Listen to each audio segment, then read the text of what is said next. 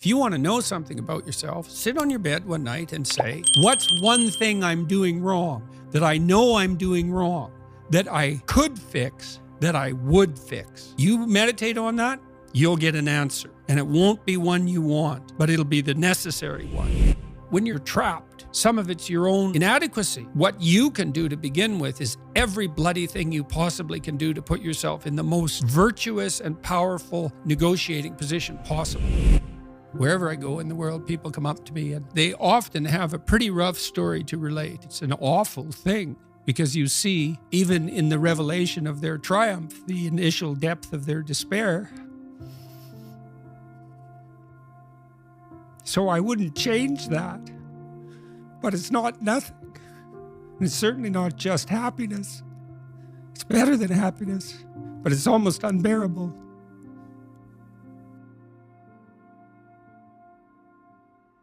Quick one, can you do me a favor if you're listening to this and hit the subscribe button, the follow button, wherever you're listening to this podcast? Thank you so much. The conversation you guys have been waiting for. I say that because of the thousands and thousands of messages I've had since I announced that Jordan Peterson, the man himself, all the way from Canada, came here to sit in my kitchen and have a conversation with me. And what a conversation it was.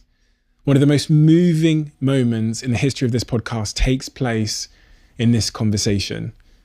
And I think the thing that people love about Jordan Peterson is his unrelenting desire to just say what he believes to be true, not what he believes to be correct, not what people want to hear, not what people will be happy to hear. And it's because of that, it's because of his pursuit of truth that he's managed to change millions and millions and millions of people's lives. That is absolutely no understatement. So without further ado, I'm Steven Bartlett, and this is the Diary of a CEO. I hope nobody's listening, but if you are, then please keep this to yourself.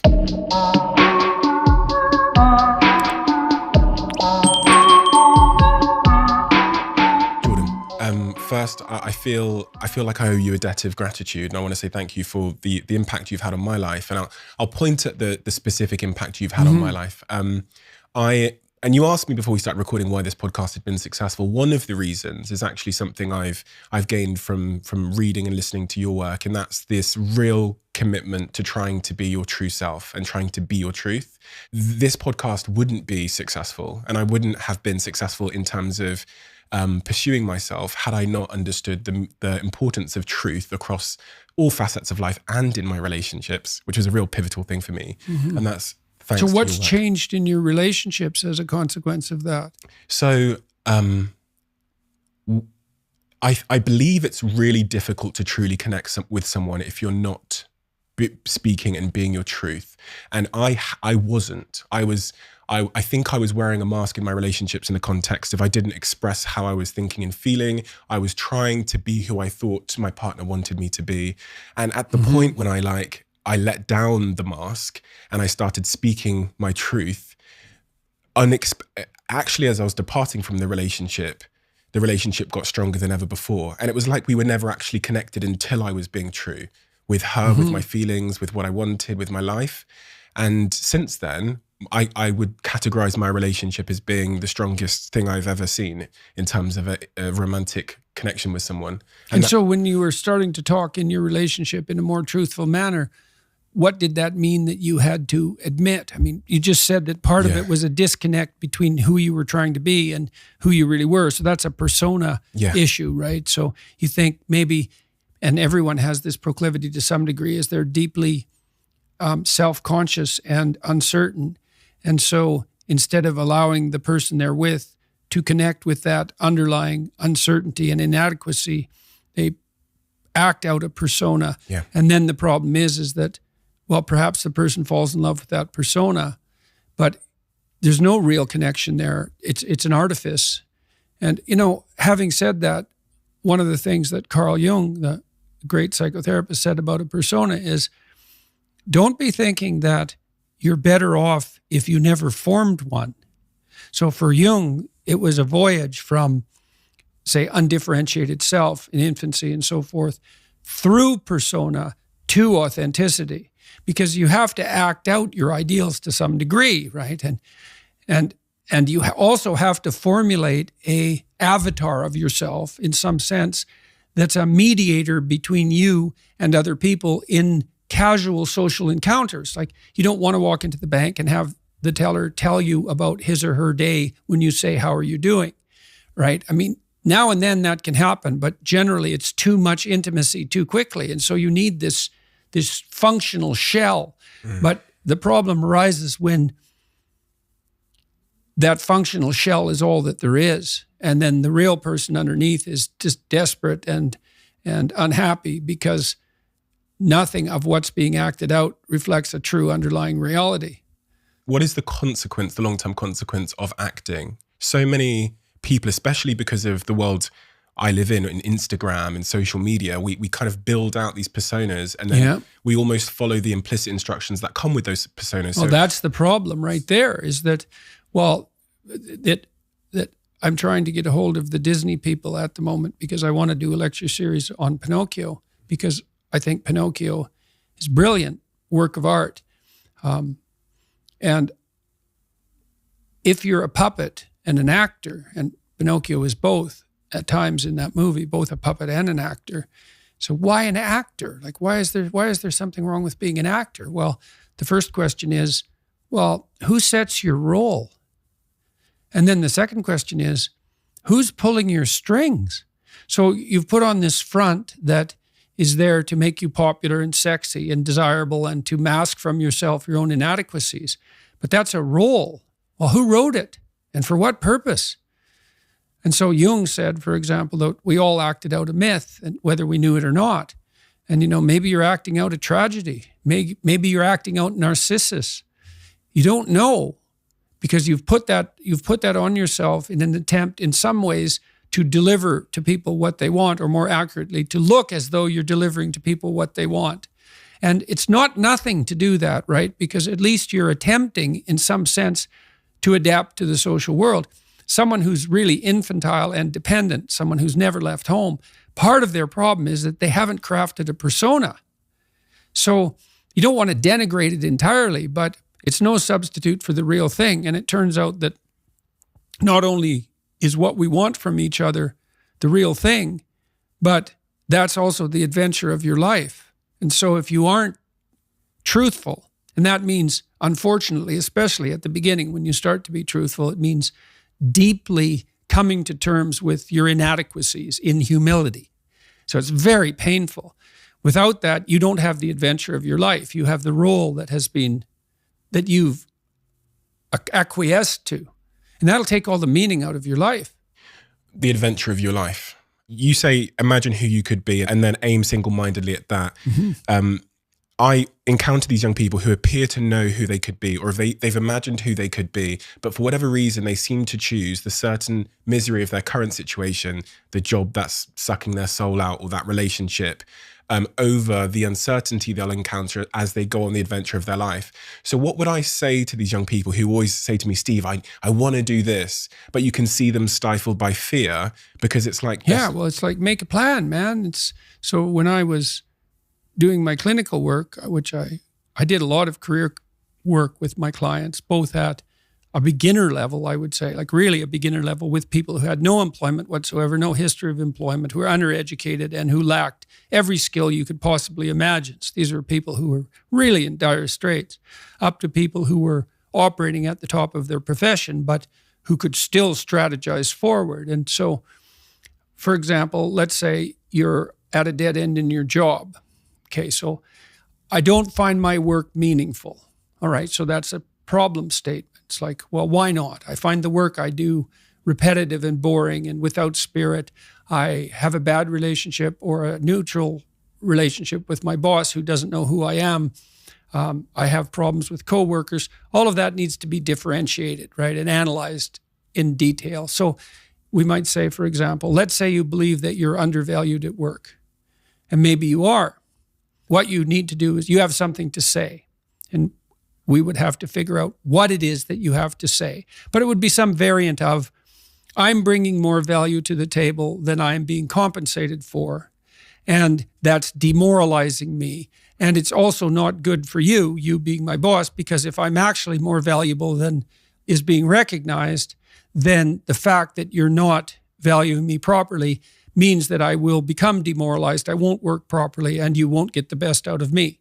So it's bad for both of us. And if your boss is in principle not amenable to such a discussion, then what you should seriously consider doing is finding another job. Okay, so let's say we're going to set you up for this. Okay, this isn't like next week's enterprise, man. This is your life.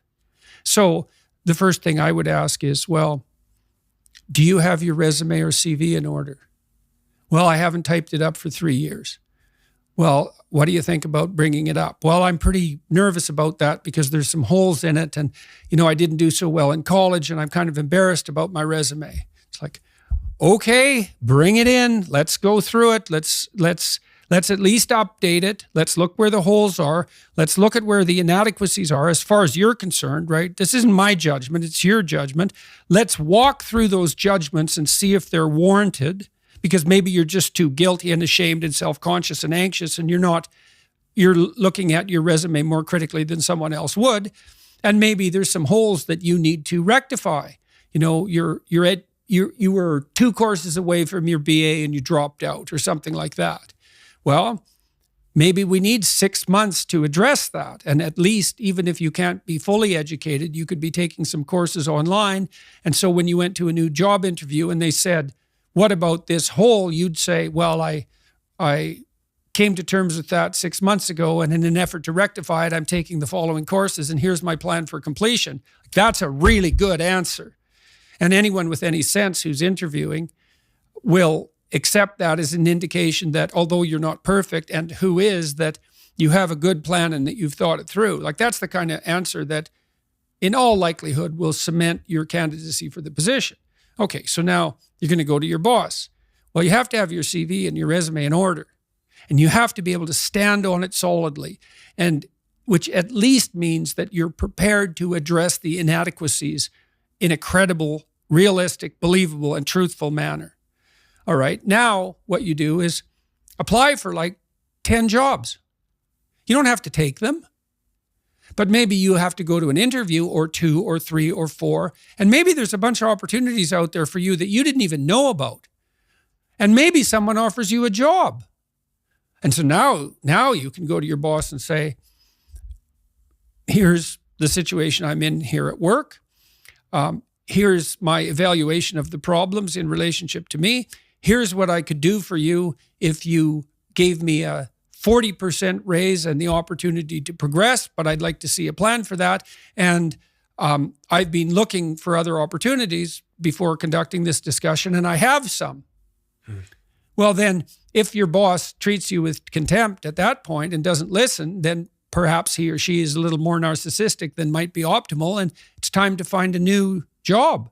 But this isn't something you do trivially. And so when you're doubtful, say you're trapped, you ask yourself, well, why am I trapped? And that's a hard question, right? Because some of it's your own inadequacy, a lot of it, and all of the part of it that you can deal with is your own inadequacy.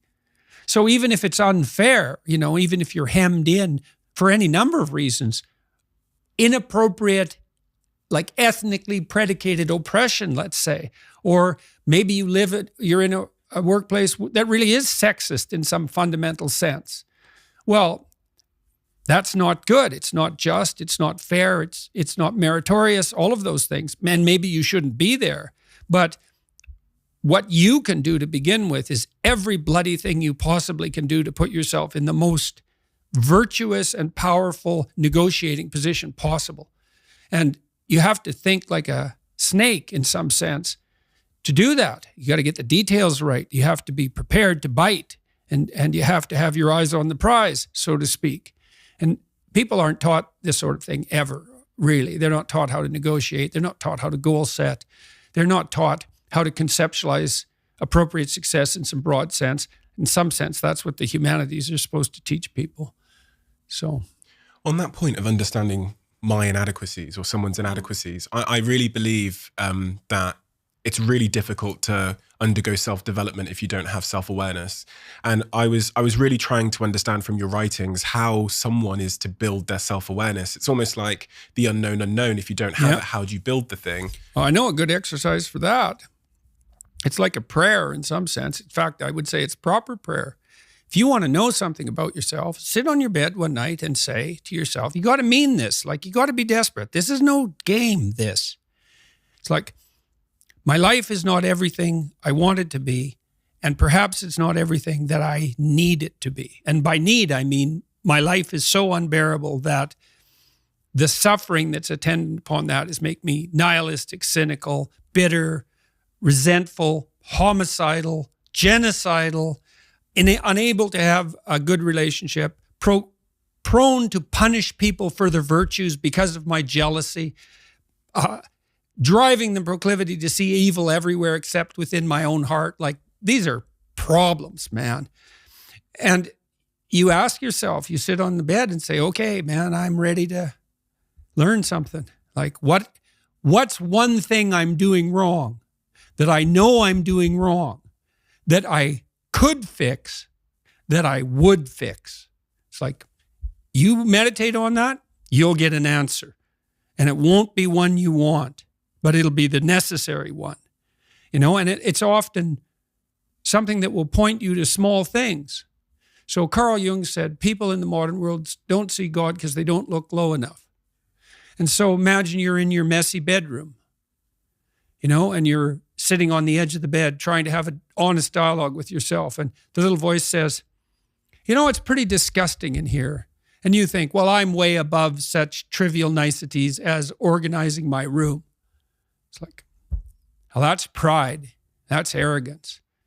If you're above organizing what's actually yours, how in the world are you ever going to organize anything else? And so you get on your knees and you think, well, it's time to, take a brush to the toilet. And maybe that's where you start.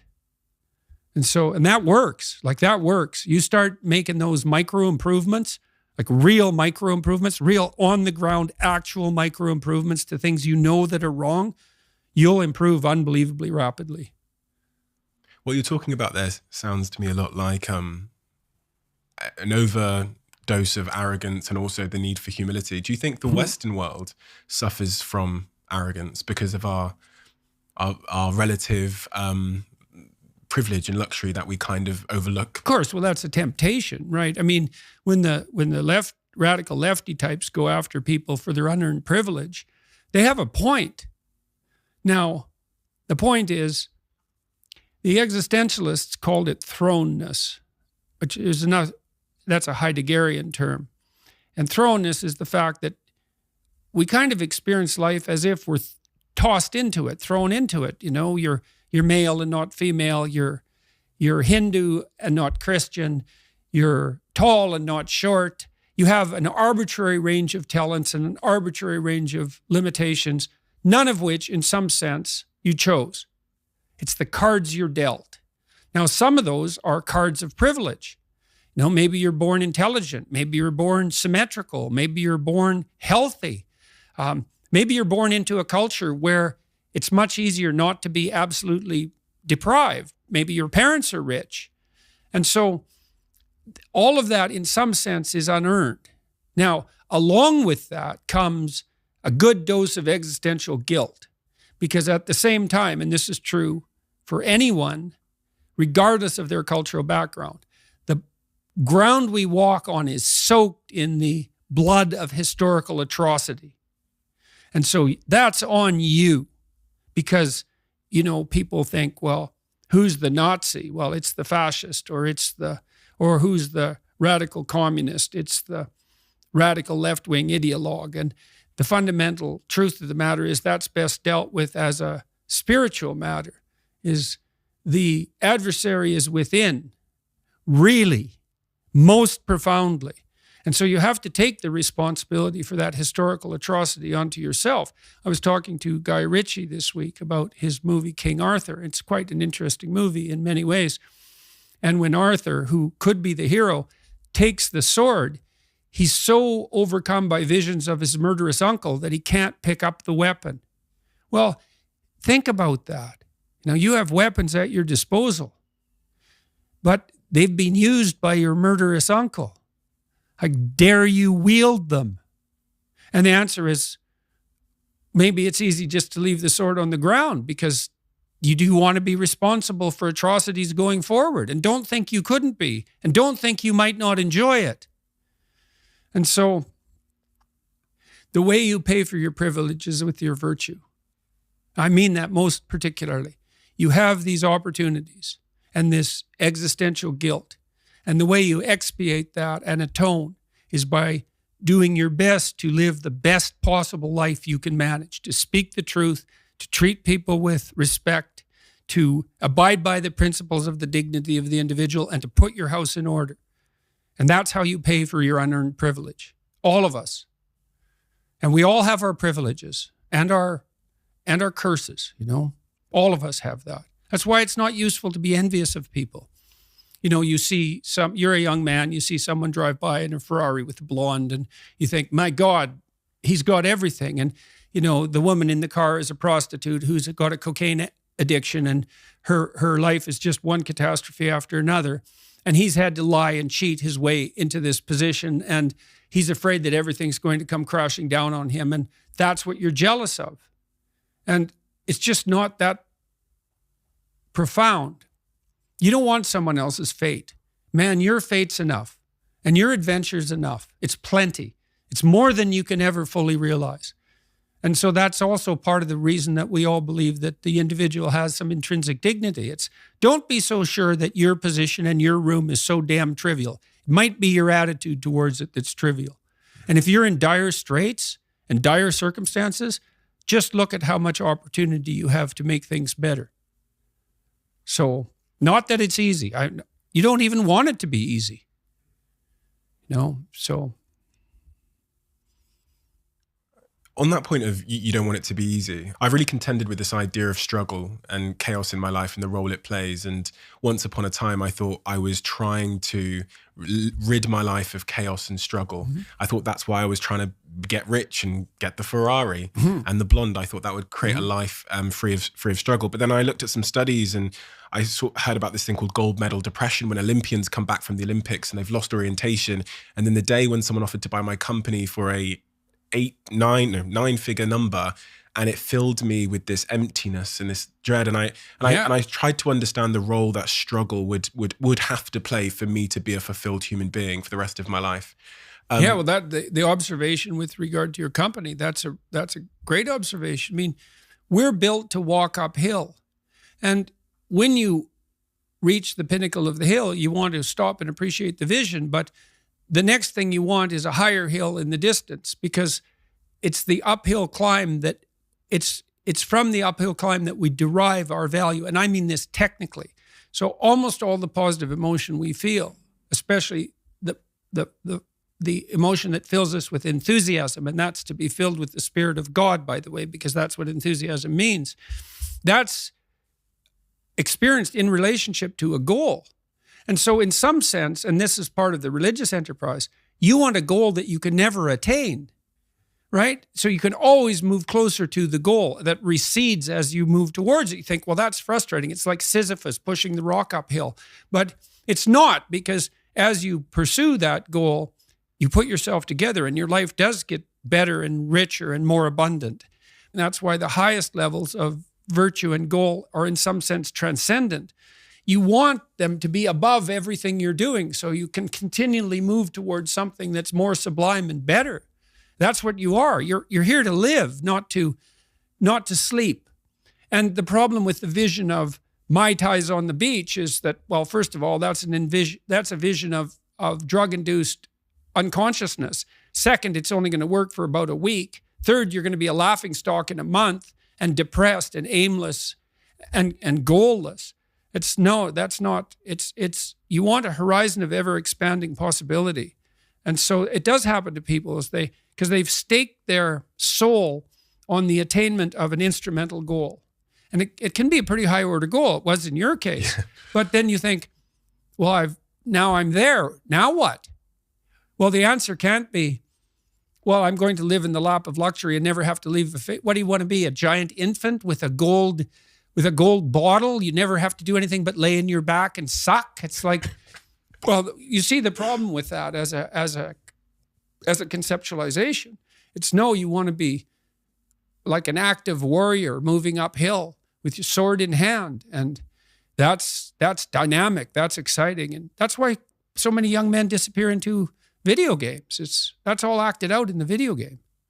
So they have to act that out in their own life. Not that I despise video games, because I don't, but they're not a substitute for life. They might be good training under some conditions for life.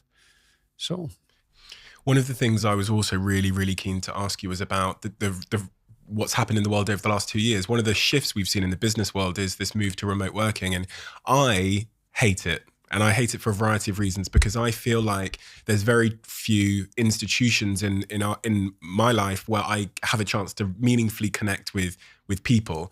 Dating has become screens, socializing has become screens. And the office, the institution of the office in my life was one of the places, especially as a younger man, where I got to meet pretty much 90% of my current best friends and also partners. And I really worry about sitting behind a Zoom doing my work for the next 10 years. What is your take on remote working? Well, I like it and I don't like it. I think it's very difficult for us to understand our embodied environments well enough to duplicate them in a healthy and comprehensive manner in the virtual world, because we just don't understand what it is that we're doing when we actually do things rather than represent them.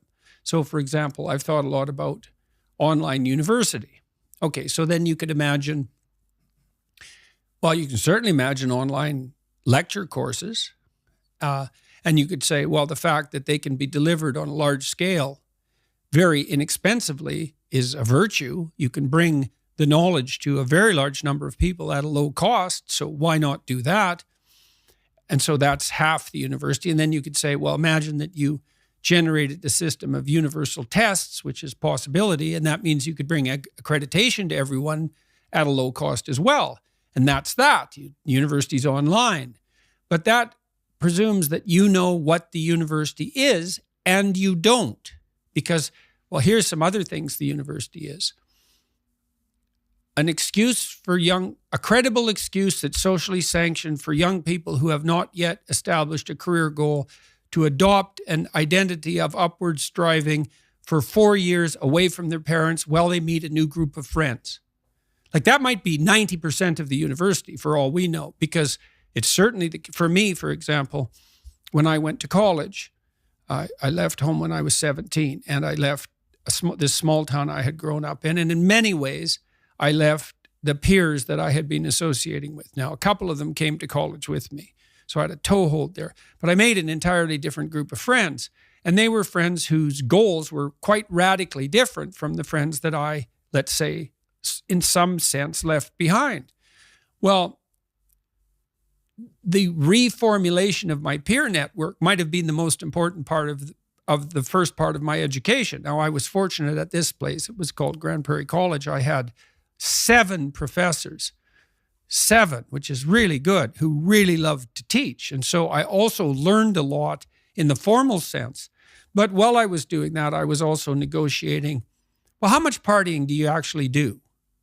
Because 0 isn't the right amount, but every goddamn night till 3 a.m. isn't the right amount either, because you have to balance that in some sense with practicality and upward striving. And so, and how do I live with other people? My roommates. So I had one roommate who's a really good friend of mine still, and he walked 1,000 miles with me this year when I was ill, literally.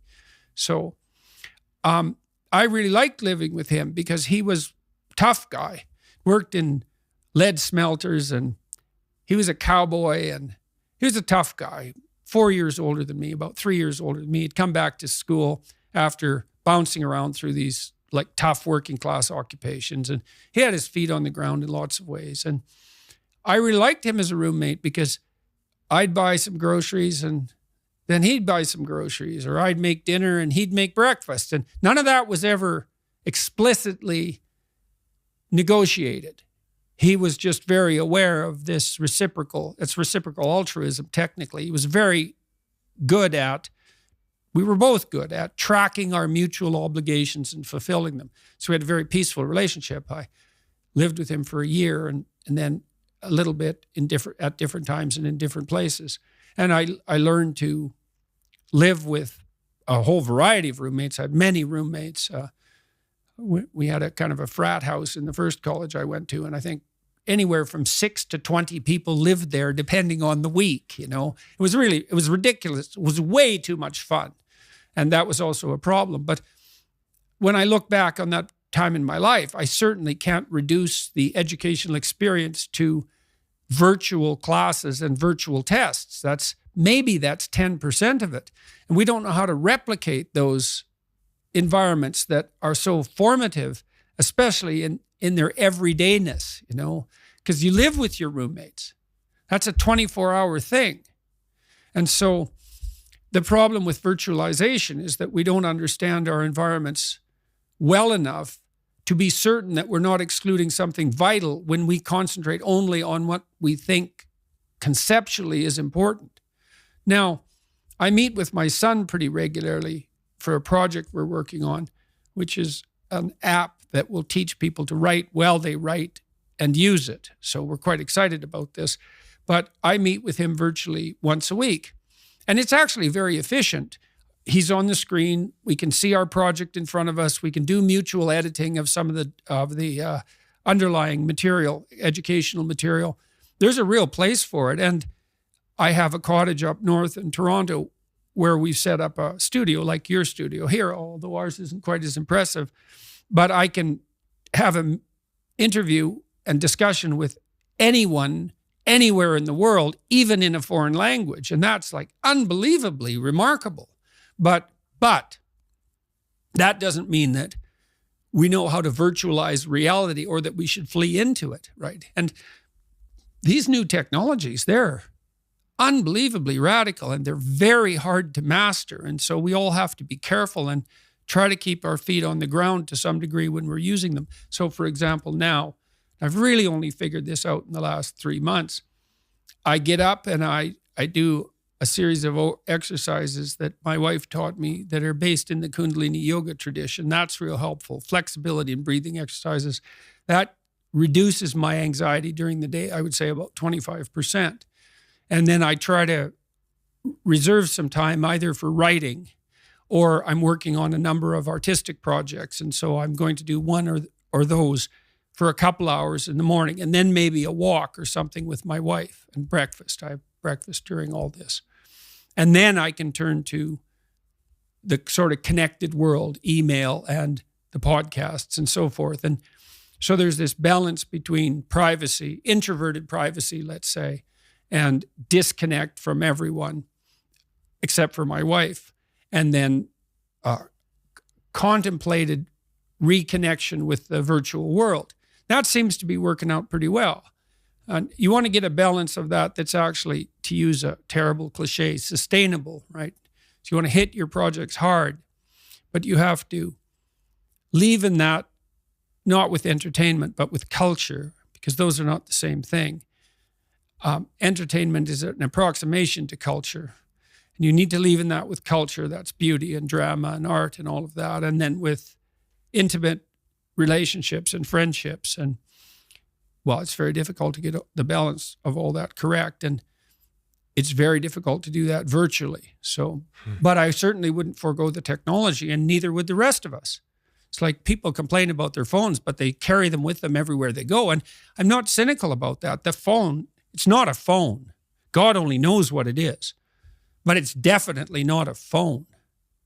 And so it's not surprising that since it just appeared and it's so insanely powerful that we don't know what to do with it, and that might even wreck everything. Like God only knows. Twitter itself could bring civilization to a halt. We don't know how to manage the unintended consequences of our technological prowess. And that's exactly it. We invent technology, often it seems for efficiency or to increase productivity.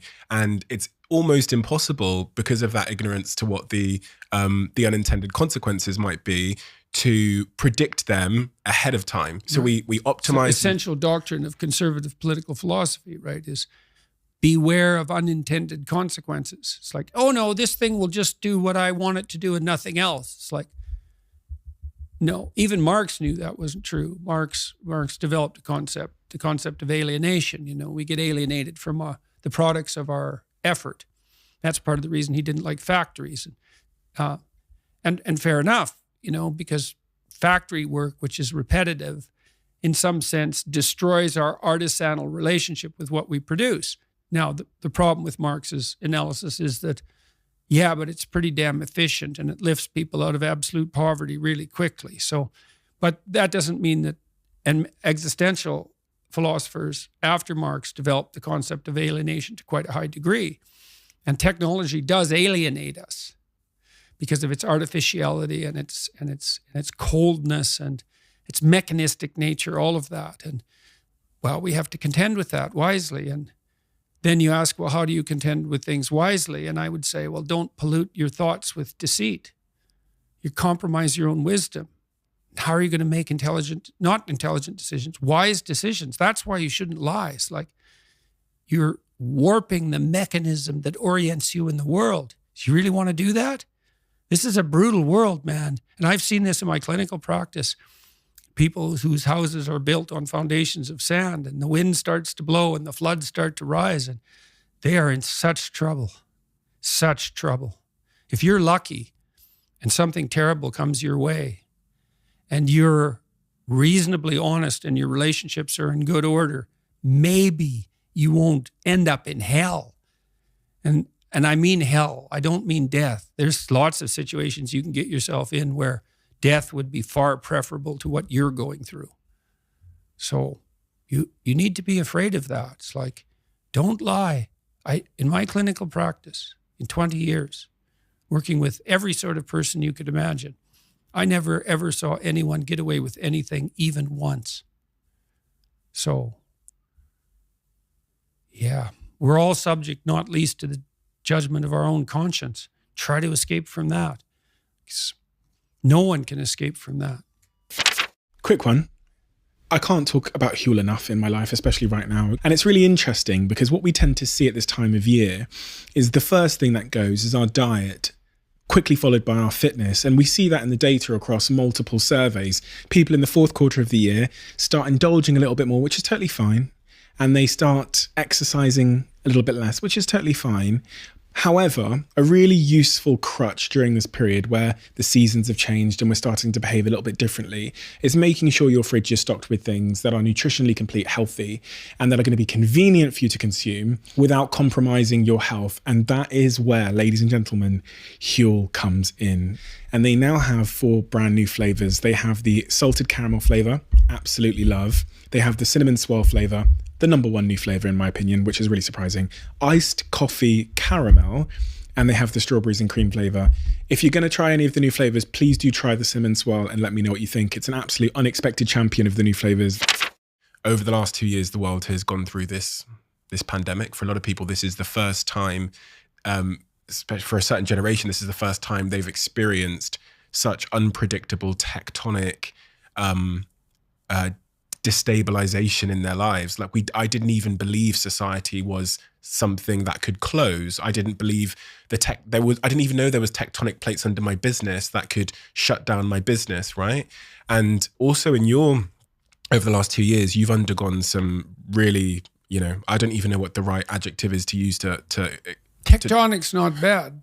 We'll go with tectonic then. Sure. Tectonic, unfortunate challenges, I'll say, in your life, but also, with your family. What are the lessons we learn from the pandemic and from that type of tectonic suffering about what actually matters in our lives? Well, we'll see with regard to the pandemic, because although in some sense it is in some ways over, our reaction to it is by no means over.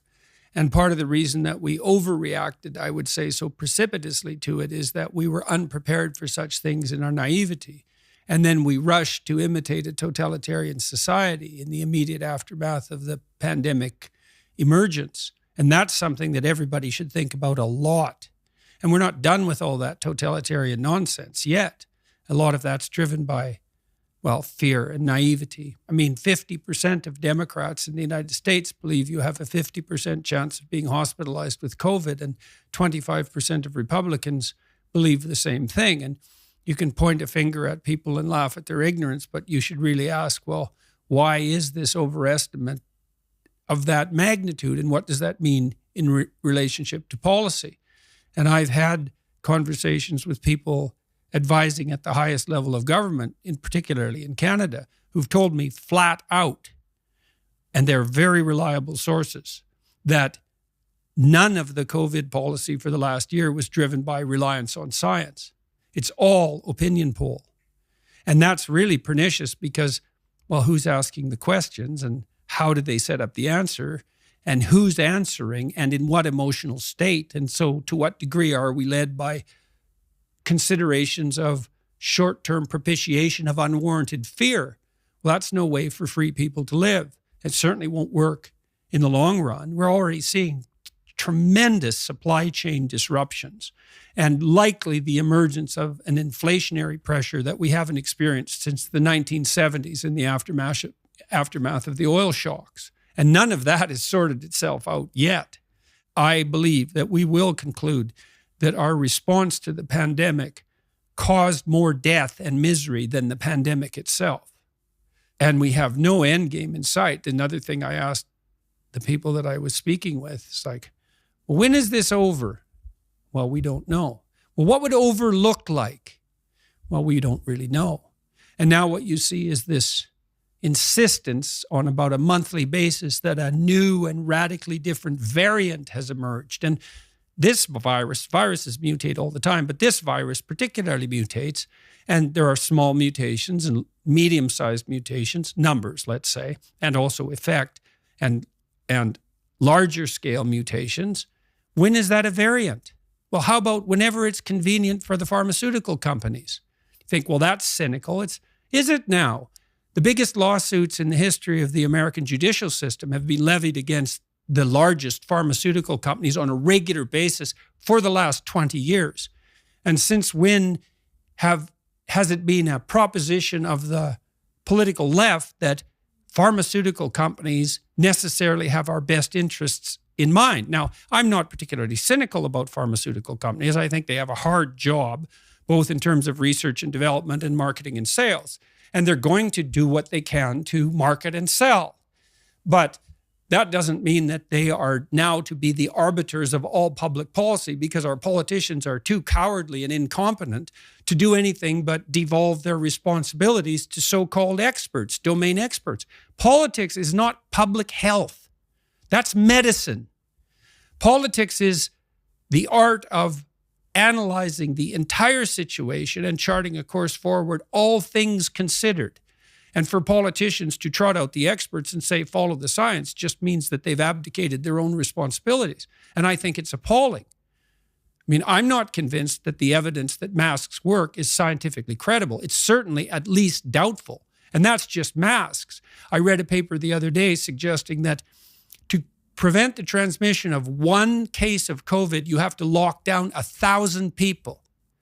Like, how is that justifiable? Especially given that the mortality rate of COVID is actually quite low, unless you have a pre-existent health problem, particularly obesity, and although old age also qualifies, as it does for most diseases, but not all. And with regards to, let's say, the issue of child vaccination, it's like children have an unbelievably tiny chance of dying from COVID. I don't think there's any scientific justification for immunizing children under 12. Now, at least it's debatable, and I'm not a domain expert, although I'm a decent scientist and I know how to read the research material. And so, well, we'll see what we have to learn from these tectonic shifts underneath. And, you might ask yourself, well, was that a tectonic shift in dire physical necessity because the COVID virus was genuinely so dangerous, or was it an indication tectonically of our absolute inadequacy in the face of even a moderate existential challenge? And maybe it's a little column A and a little column B, So I have to ask the question, if we were to make you're Jordan Peterson, the president of the world, and these were your decisions to make, do you know what you would have done differently or in response to this virus emerging in Wuhan? I would say, well, thank you for the offer, but I declined the position. And the reason I would say that is because I think the right solution to the most serious problems is to be found at the level of the individual. So I don't think, if I wanted to pursue what I regarded as the ultimate goal, the ultimate goal for me is the encouragement of the individual. And that's not essentially a political enterprise. It's essentially a theological enterprise. And politics has to be subordinate to that. And so I've debated throughout the entire course of my life whether I would adopt a political career. It was my initial ambition when I was very young, 14, I would say. But when push came to shove at every decision point in my life, if I had to choose between working on the encouragement of the individual and pursuing a political career, I always chose the former. And that's happened every time the decision has come up. I've been approached by people in Canada to involve myself more deeply in a practical role, and also publicly as a political figure. But I'd rather do what I'm doing. I'm in contact with people working politically all the time, both on the people in the middle, people on the right, people on the left. I'm agnostic about that because I know full well that conservatives have something to say and left-leaning liberals have something to say. It's basically predicated to some degree on their temperament. So conservatives tend to be more conscientious. So that's orderly and industrious, dutiful, patriotic, willing to make and keep verbal contracts, reliable, capable of implementation at the level of detail. That's kind of conservative virtues there, but they tend to be lower in creativity, openness to experience. They don't think as divergently, and their conscientiousness tends to constrain their creativity. Whereas the liberal types, they're high in openness to experience. That's the creativity dimension, but they tend to be lower in conscientiousness, particularly orderliness. And so what that means is those with a liberal temperament tend to be creative/entrepreneurs, and those with a conservative temperament tend to be managerial and administrative. That doesn't mean they can't run businesses. Well, you want a conservative person to run your business. You might want a more liberal person to pepper you with off-the-wall ideas, and then if you're going to run an enterprise, business, or a society, there has to be a continual dialogue between people of different temperaments so that we can keep the ship of state, let's say, tracking to an ever-moving destination. That's why free speech is so necessary. It's not another right. It's the right. So because none of us know what's going on in the final analysis, because the future is different than the past, really, we have to talk about what to do all the time. Because even if we made wise decisions in the past, that doesn't mean that we can mindlessly replicate those decisions right now in the present to deal with a changing future. So I want to help encourage people to become the sort of people who can engage in that free dialogue. And I think that's the best way forward, especially as we all become more technologically powerful. It's like, you better be smart enough to use your iPhone. And that's pretty damn smart, let's say wise, because that's no trivial gadget. And if you're not careful with it, it will turn on you. It will build authoritarian presumptions into our artificial intelligence systems, for example. And then look the hell out. So if you're going to have a hydrogen bomb, you better be wise enough to wield it. On that point of the encouragement of the individual, we all have people in our lives that we want to encourage. We hope. Yeah, we hope, right? And we sometimes fall foul of trying to force our own bias, our own intention for them, on them. What is the best way? If I've got a friend in my life or a partner that I want to encourage to come out of their place of despair into a better place, how do I effectively do that without overpowering them or stifling them or making them feel inadequate, which is sometimes the consequence of trying to change someone you love? Well, example's good. But then I would say disabuse yourself of the notion that you know what is best for this person. You don't, not only do you not know, you actually don't want that responsibility for two reasons. Let's say they do what you say and something good happens to them. Well, whose victory is that? Yours or theirs? And if it's yours, did you just steal it? And then let's say they fail following your advice. Well, they pay the price for that. And you can skip away merrily and say, well, I should have spoke more carefully. It's like, you don't mess about with people's destiny. You do not know where they're headed. Now, having said that, you do what you're doing in this interview, in this podcast. You ask people questions, real questions, like, how are you feeling? Oh, I'm not doing so good today. Well, what's up? What's going on? And you can't think, well, I'm going to ask questions to lead this person in a particular direction, because that's the same game, the same instrumental game. You have to see what it is that you want to know. I see this when people ask me questions after my lectures, Now and then, or during a Q&A, now and then people get up and they'll ask a real question. It's part of the ongoing dialogue. Something struck them. They stand up. There's something they really want to know. It's an honest question.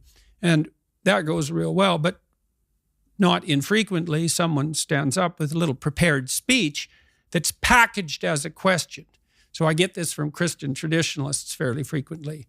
They get up and they ask me about my religious convictions, but really what they want to do is corner me into admitting that I should accept Jesus Christ as my Savior and join a particular, let's say, denomination.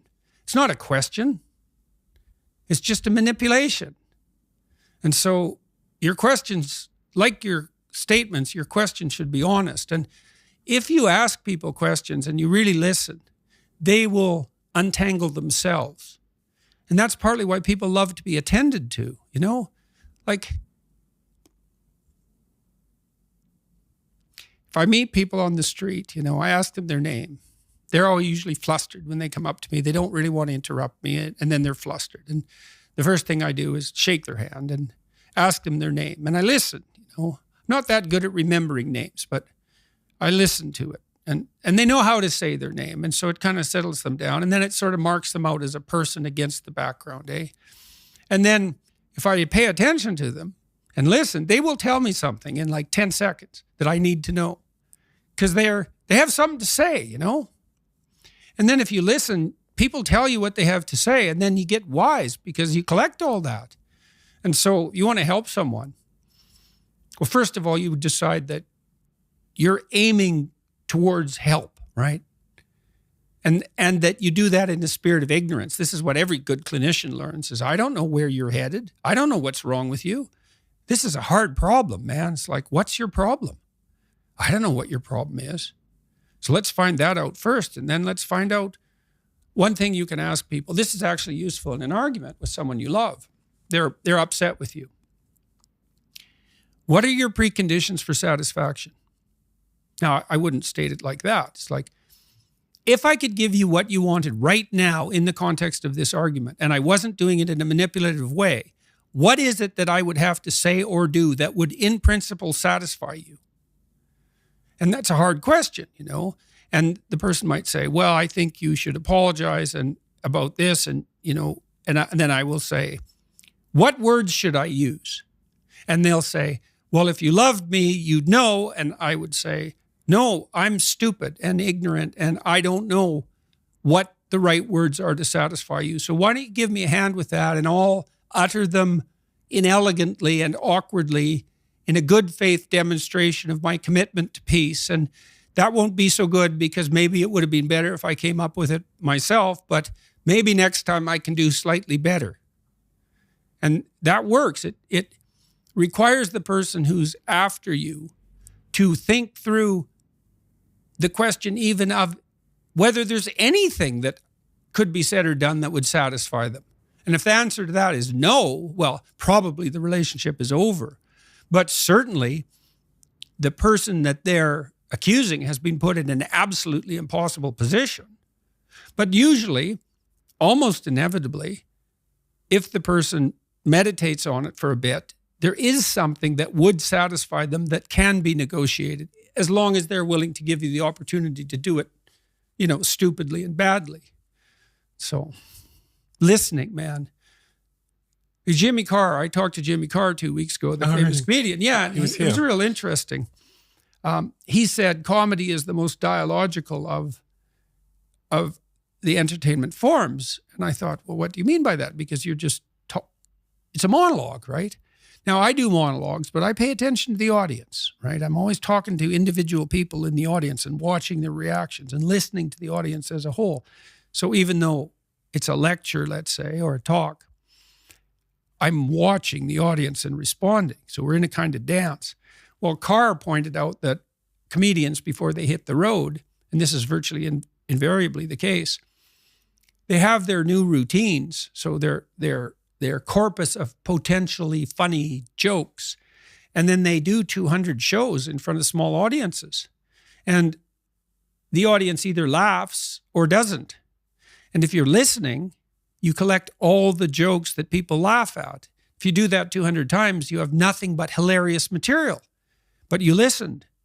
And then you can go out on the road. And that was very interesting to me because humor is a mysterious phenomenon, experientially and conceptually. And it's sort of precognitive and instinctual, but it's also extremely sophisticated. And there's an element of transcendence about it, right? Because you can laugh at yourself.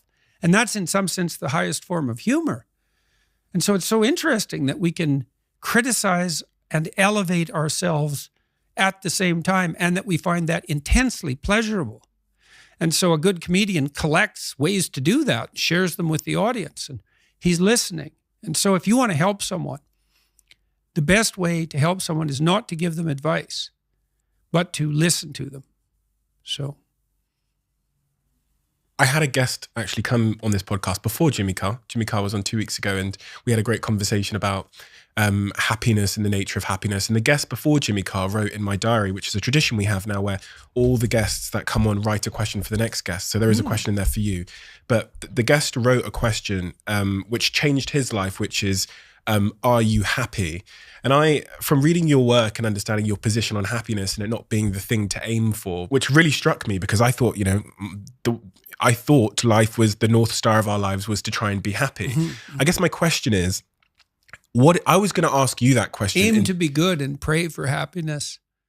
So the question I was going to, is pretty much that is, what is a better question for me to ask you if I'm checking in on you? Because we asked that question with good intentions. Are you happy? What's a better question for me to ask Jordan Peterson? How are you doing? How are you doing? How are you doing?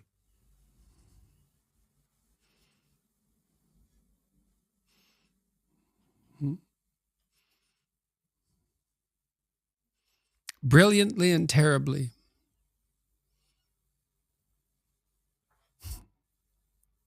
That's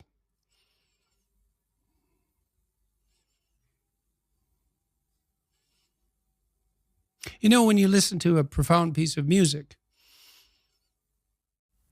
one that sort of spans the whole emotional experience, it's not happy. Happy is elevator music, and probably you just shouldn't listen to that at all, right? And you think, why? Well, it's harmless, it's treacly, it's sweet, it's simple, it lacks depth, it's shallow, that's a problem.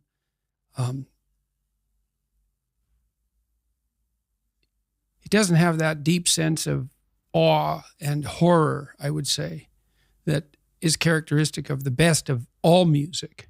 You listen to some simple music, so-called. Hank Williams is a good example. The blues cowboy from the 50s who died of alcoholism when he was 27 and whose voice sounds like an 80-year-old man. Simple melody, but there's nothing simple in the song and in the voice. It's deep, it's like the blues. It's like black blues in the States from the 20s, and this was certainly influenced by that tradition.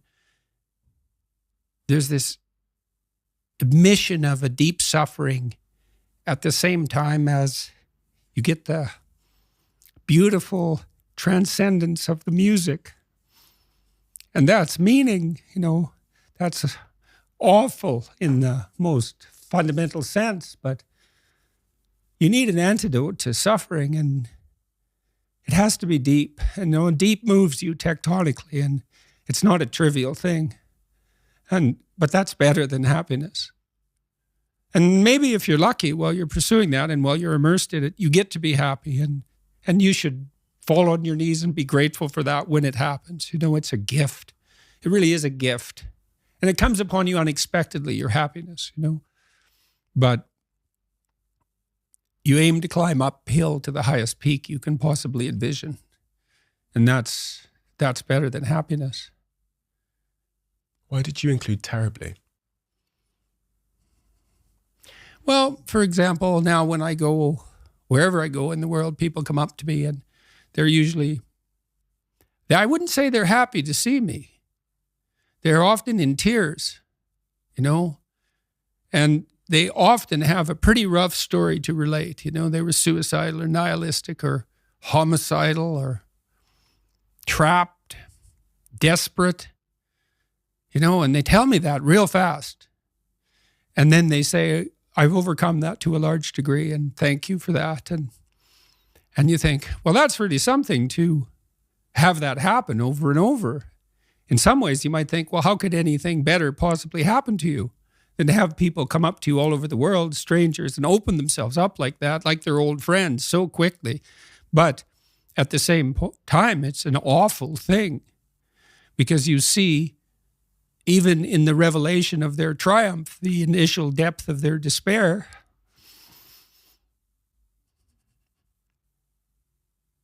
So I wouldn't change that, but it's not nothing. And it's certainly not just happiness. It's better than happiness, but it's almost unbearable.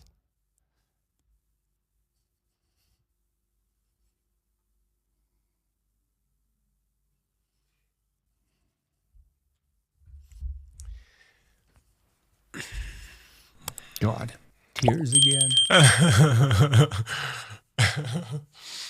It's been quite 2 weeks in the UK.